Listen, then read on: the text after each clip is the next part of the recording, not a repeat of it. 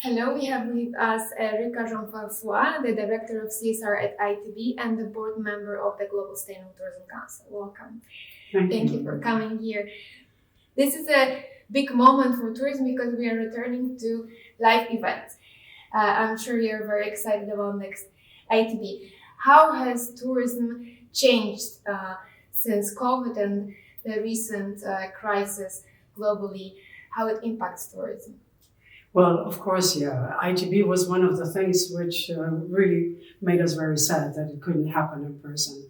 But, and we did a digital conference, but on the other hand, I think it was an opportunity for the whole tourism industry to rethink, resettle, reconsider things, how we have done things. 2019 was a very good year for tourism, but it was also a year of over-tourism.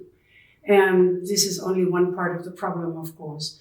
But so in that way, a lot of destinations have taken the opportunity to rethink what they're doing. We just heard today about Athens, that they cleaned up the city, and this is very positive. And the hospitality industry has woken up in the way all the hotel owners are getting very active. Domestic tourism has been influenced. Suddenly there is more interest in domestic tourism. And all these things are positive, but I'm still a little afraid that not everything has been done yet. And some people were just waiting for tourism to recover, and they're like, oh yeah, let's have the big numbers again.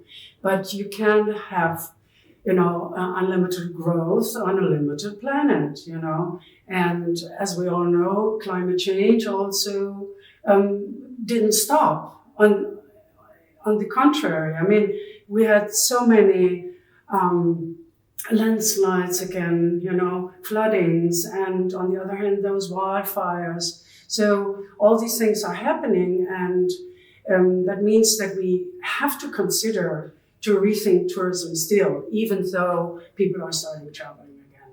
And that is why such events like Green Destination Summit and other events happening all over the world, the global tourism world, are so important, because there are also social issues. We're talking about now climate change, but what has also happened now, there is war, not only in Ukraine, but in other places of this world as well. And consumers now, this is also something that has really changed because of the crisis, because consumers are aware now of the danger. First, the environmental danger, but also peace. People are getting afraid now. So this is exactly what I wanted to ask you about. What do you think how tourism can contribute and support peace? Especially we see the tensions in the regions, so brothers fighting against brothers, or even inside the countries. What tourism can do about it?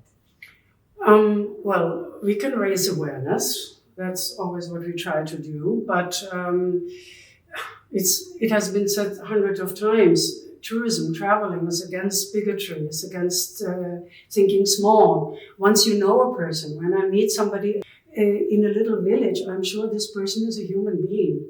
And it will be so nice to meet that human being. And this is what we can do if we also base our tourism more on sustainable, community-based tourism, that there are meaningful experiences, that people can learn from each other on an eye level, But this can only happen if we really change the way packages are made. Of course, I can understand that not everybody wants to travel to remote places and meet people in the villages and stay in homestay.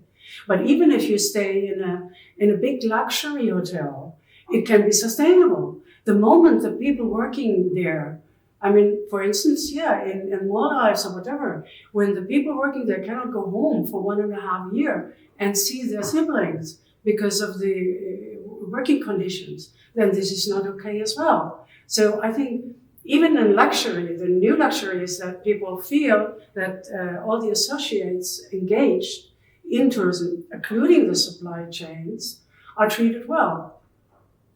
Do you think that currently certification programs really promote and ensure that the human rights are not violated in tourism and that culture is promoted properly?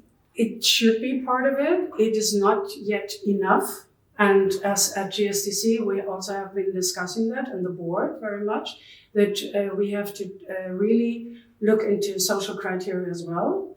It is done already, but we have to enhance it. We have to go further, deeper. I mean, also what happened also during that time, all the Black Lives Matter movements, refugees. These are all subjects which are also part of tourism. Tourism is influenced by it.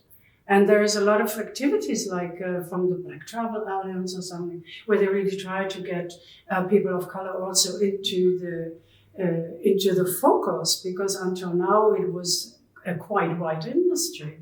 And this is also important, all the social aspects and diversity and inclusion.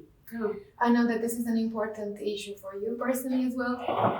What is ITB going to do about it? What is the next thing for ITB? Hopefully we're going to meet in Berlin. Yes, we are definitely going to meet. And we're preparing once again a convention program with the very well-known CSR Day in tourism. But further than that, I think time has finally come where people understand that sustainability and social responsibility is not just one thing you can do in one of the segments, but it is part of the whole tourism industry. And this is happening. I mean, also the big global players by now, they are getting engaged and they support a lot of big problems and big projects. And this will be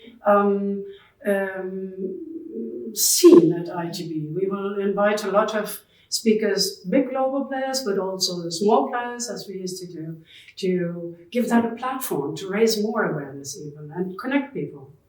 Thank you very much. So hopefully we'll see each other, if not earlier than in Berlin. Thank you, Rika. Thank you.